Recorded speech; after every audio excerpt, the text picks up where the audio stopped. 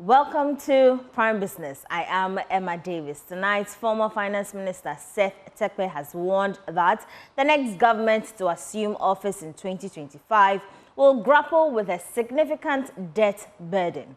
At a recent media briefing on Ghana's economic outlook, Mr. Tekpe highlighted that the nation's reserves and financial buffers, which are essential for economic stability, have been exhausted. We don't have features of this program, which we shall see, which is nothing more than, kicking the can, to future generations and to future governments.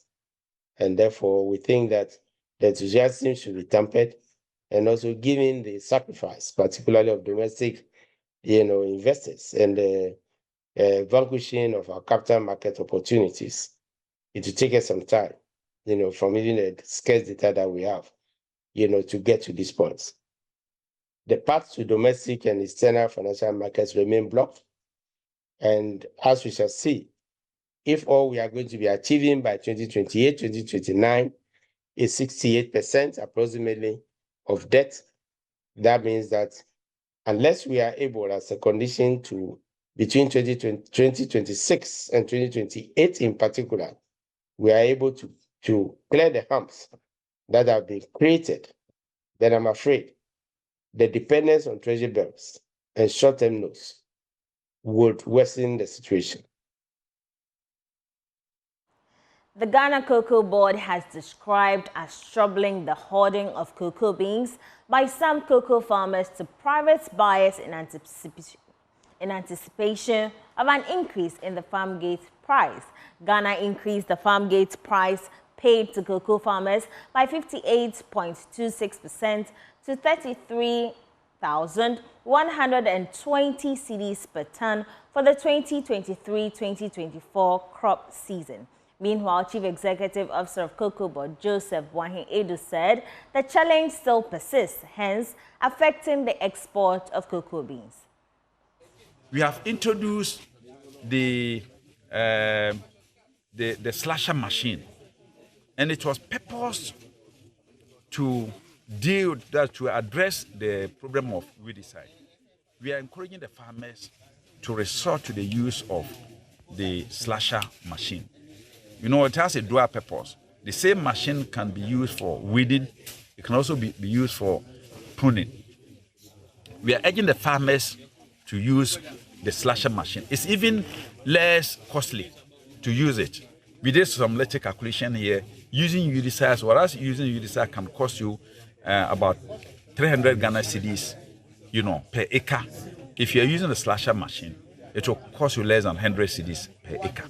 So it's better to use that one and then save the environment, save your soil, save the cocoa trees, and then also save human health. And I think that's the way we have to go. Quick one, what is the challenge with respect to the prosecution of these smugglers and those holding? That one, I think, it has to do with the courts. Because a lot of arrests have been made. But I think apart from, Udmasi courts that have prosecuted a number of, suspects. All the other courts, we haven't seen any just conclusion of the process, the court process. And we will want to, plead that most of these cases are actually, prosecuted to the conclusion. Government statistician Professor Samuel Kobina Enim has advocated a strong national statistical system that will be independent and will not be influenced by government. Citing the UK and the USA as examples, he stated that the national statistical system could be valuable in publishing undisputed facts and figures during election. Professor Enim was speaking at the launch of the Amaris Institute of Statistics and Economic Research. The Amaris Institute of Statistics and Economic Research seeks to address the problems of statistical capacity gaps in Anglophone West Africa by offering timely technical support to help disseminate data through an open data forum, and provide just-in-time thematic reports to inform policy decisions. The institute also plans to develop a structured training program across all member countries to ensure uniformity in statistical practices. At the launch, government statistician Professor Samuel Kobina-Enim re-echoed the need for statistical services to work independently without governmental influence. It is time all of us rethink the independence of national statistical system. Last week, the government statistical services of the UK, also GSS, which oversees all statistics in the United Kingdom and is independent of the Office of the National Statistics, issued a statement that going into the elections, every statistics that will be put out there will be interrogated, and if it's not right, it would be clarified. We really need to get to the point where we define our independence based on our authority of the national statistical system, where the government's statistical services, as we have in the UK, which is independent, can boldly say that if you misuse statistics, we're going to put it in the right way. But if your board is made up of government employees, if the government statistician is scared of political issues, then to a large extent, we are careful in our dispensation. So we really need to ensure that that blurry relationship between the National Statistical System, its functions, its role, and the National Statistical Office is cleared. Chief Executive of the Institute, Dr. Emmanuel Fiajo, outlines the objectives of the Institute. Our goal is to take a brief census of all what has been done in the various member countries, and then come up with a program note, one that identifies the specific capacity needs of member countries, and then tailor our support to the various countries' needs, so that it's not going to be one size fit all as we have in other in other countries. But then we will have sort of a bespoke approach to targeting our efforts towards the statistical needs of the various African countries. The Amaris Institute of Statistics and Economic Research seeks to complement the World Bank and the IMF's effort to strengthen their capacity and deliver high-quality data through multi-donor trust fund programs. Ghana Purchasing Managers Index dipped to 49.7 in June 2024 from 51.6 in May. That's according to S&P Global Ratings. The index signaled a marginal monthly deterioration in business conditions, ending a 4-month sequence of improvements. Here's more in this report. According to the report, the strong inflation was a key issue for the private sector in June 2024 and largely responsible for the renewed downturn at the end of the second quarter. Similarly, the rate of purchase price inflation hit a 19-month high, having quickened for the 5th consecutive month. A depreciation of the cedi against the US dollar was the main cause of the rise in purchase costs. According to the respondents, staff expense also increased again in June 2024 as firms acted to support their workers at a time of rising living costs. In response to the rapid increases in input prices, S&P Global said companies raised their own selling prices substantially. The pace of output price inflation was the fastest since November 2022, as 34% of respondents increased their charges. Meanwhile, business confidence strengthened in June 2024 amid hopes of an improvement in economic conditions over the coming year. Optimism in the outlook for output was predicated on stability of both exchange rates and prices. In other news, Chief Enterprise Business Officer of MTN, Angela Mensah-Poku, is urging micro, small and medium businesses to leverage digital solutions to boost growth. According to her, building capacities of SMEs while capitalizing on the potential of technology will ensure the growth of the economy. She spoke to Joy Business at the launch of MTN Ghana's SME Month. Ghana's SME Month, slated for July, aims to equip SMEs with the necessary tools and opportunities to succeed in a digital economy. This initiative demonstrates MTN's dedication to promoting digital and financial inclusion among SMEs, acknowledging their crucial role in driving economic growth. The program will feature training sessions, a sensitization forum for women-led businesses, and SME fairs. Angela Mensapoku, Chief Enterprise Business Officer at MTN, elaborated on the rationale behind the month-long program packed with activities. We're focusing on how to get our businesses ready for the future. Not only digital services, but capacity building with our partners, and also how to access funding and also access to market.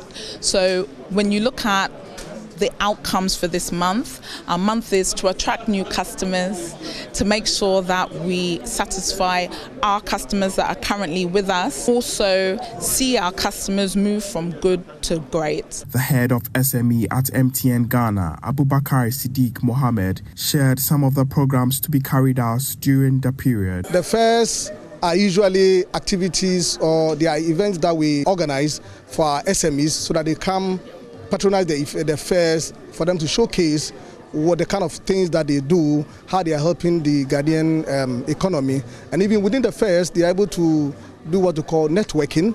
They are able to get other colleagues or other friends somewhere, and they are able to share ideas. And then we also have trainings that we've organized for the selected SMEs, most especially women. On his part, Chona Makpelo, chairman of the Greater Accra chapter of the Association of Ghana Industries, called for improved services to enhance the use of digital platforms. It's important for the telcos to take steps to ensure that at all times we have the best of the services in terms of the quality of the internet that we receive and also the quality of the service in terms of payment services and also being able to make place calls. As part of the MTN SME Month, training sessions will be provided for SMEs. Here is Executive Director for SME Grow Africa. Helping the businesses to understand, for example, when it comes to access to market, it goes beyond just what we think it is. With their labeling, their understanding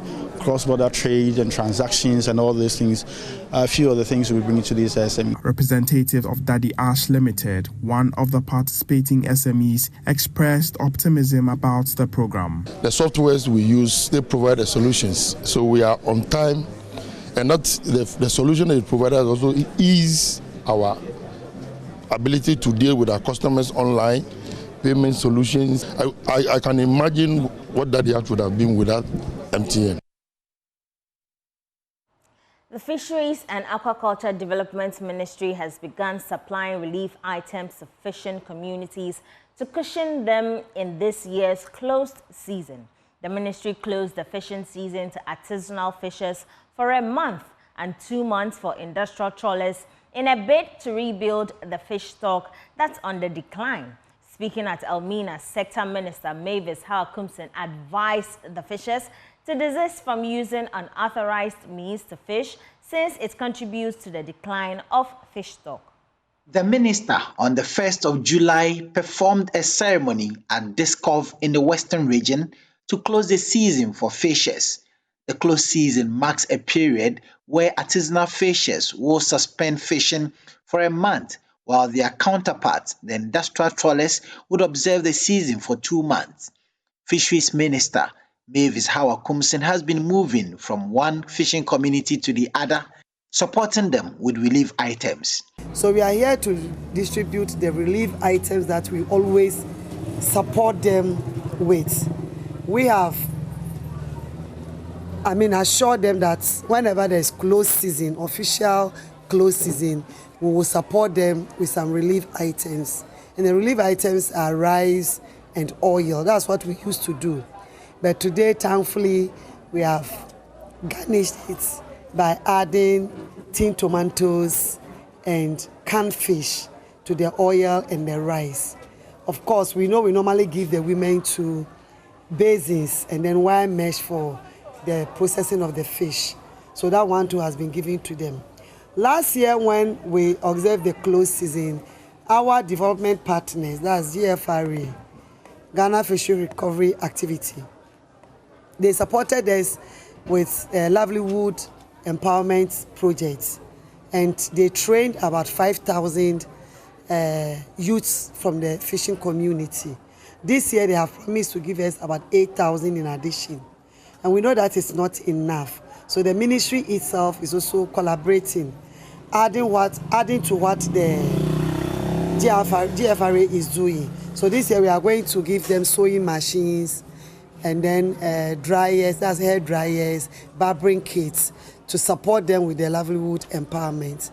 She won the fishers to complement government efforts aimed at replenishing the fish stock by putting to an end all illegal methods of fishing. And they have seen that the fish stock is almost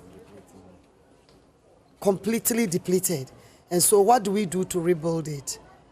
And this is one of the measures we can do. Not only the closed season, we are not doing only the closed season as a measure.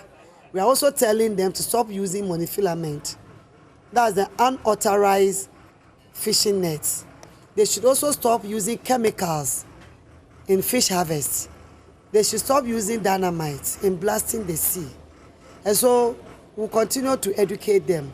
Thankfully, the ministry is acquiring patrol boats to patrol on the high seas.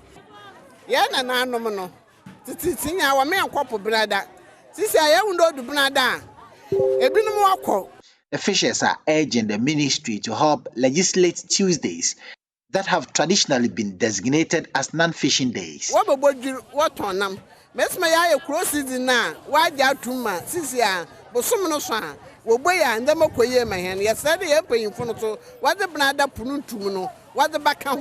The basis is that even though fishers are traditionally barred from going fishing on Tuesdays, there is a growing practice of some defying the traditional norm to go fishing on Tuesday. Today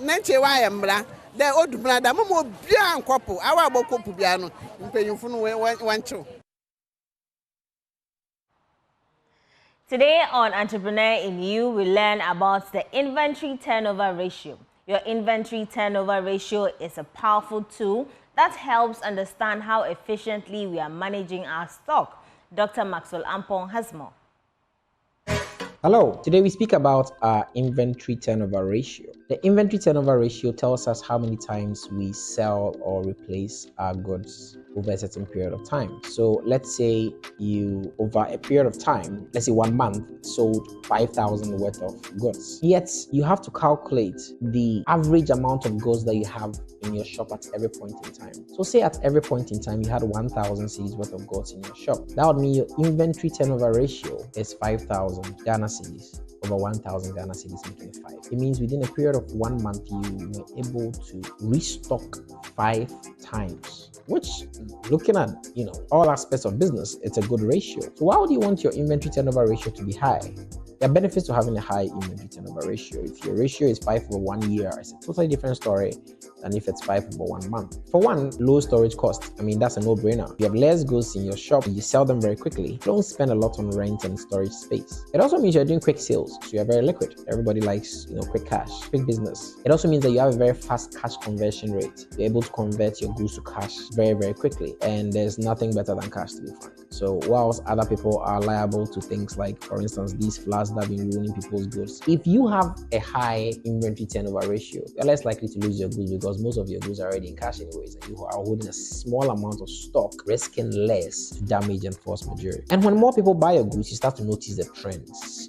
Who buys what, which moves fast, which moves slow, which will have you make better decisions. So try to know your inventory turnover ratio. As a high inventory turnover ratio will allow you to enjoy all the benefits that I've just mentioned, as opposed to having a low inventory turnover ratio, so which you would like to hold maybe a less amount of stock within that amount of time and replenish much quicker than you normally would in order to release capital for other stuff. That's all for today. Keep well. Brought to you by Africa School of Entrepreneurship and supported by GCB Bank, your bank for life.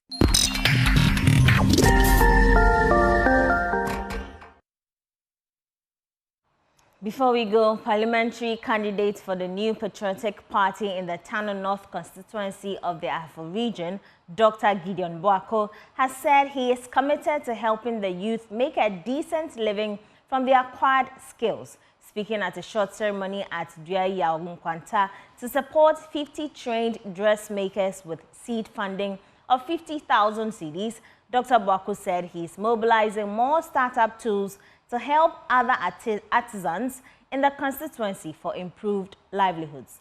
Precious Semevo has more.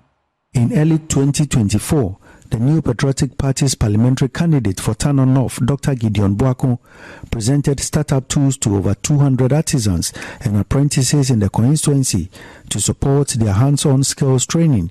He promised to support the dressmakers passing out to enable them to make livelihoods from the skills acquired. To redeem the promise and extend the youth empowerment drive in alternative livelihoods, Dr. Bwaku at a ceremony at Duankwanta gave financial assistance to 50 trained dressmakers in the constituency and assured them of his commitment to support more individuals. And so there are a couple of people who have gone through apprenticeship, have acquired the skills, but they don't have what it takes to set up their own businesses or to start something on their own at home or even in a small kiosk that they will get. So I pledge that for the 50 dressmakers who graduated, I will set each one of them up with 1,000 Ghana cedis for 50 people, such that they can also have something to begin their trade.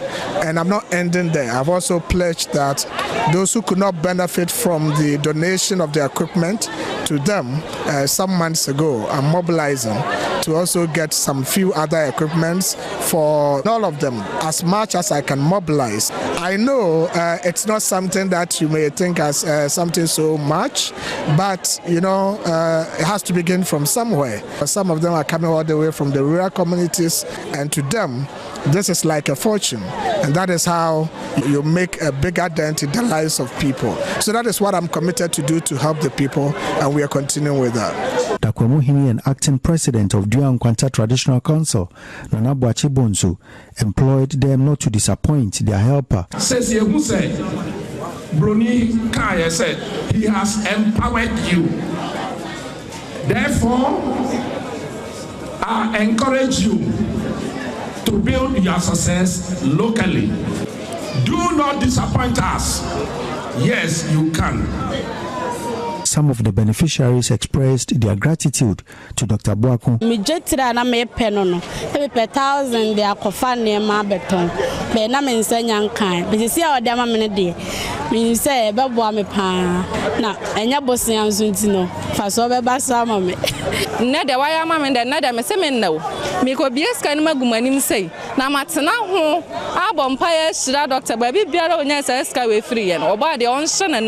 Precious Semevo, Joy Business. And